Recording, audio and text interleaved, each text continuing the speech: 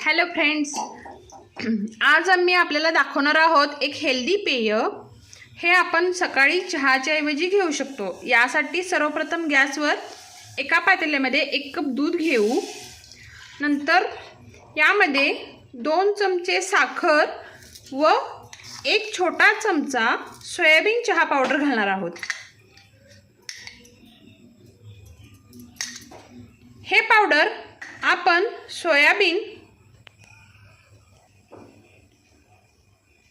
वेलदोडे आणि सुंठ यापासून बनवले आहे। हा चहा आपल्या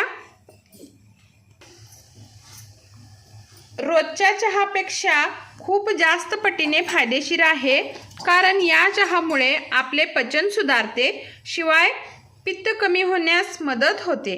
हा चहा घेतल्यानंतर एक वेगळीच सरदरी येते। आता आपल्याला सोयाबीन चहा फक्त 2च मिनिटात उकळून घ्यायचा आहे। 2 मिनिटात आपला सोयाबीन चहा तयार होईल। आपल्याला हा प्रश्न पडला असेल की हा पावडर तयार करायचा कसा, तर याचा सुद्धा व्हिडिओ लवकरच आम्ही आपणाला दाखवणार आहोत। तर हा आपला सोयाबीन चहा तयार झाला आहे। तर आमचा हा चहा आपल्याला आवडला असेल तर हा व्हिडिओ लाईक, शेअर आणि सबस्क्राईब नक्की करा आणि आमच्या चॅनेलला सबस्क्राईब करायला विसरू नका। Thanks for watching.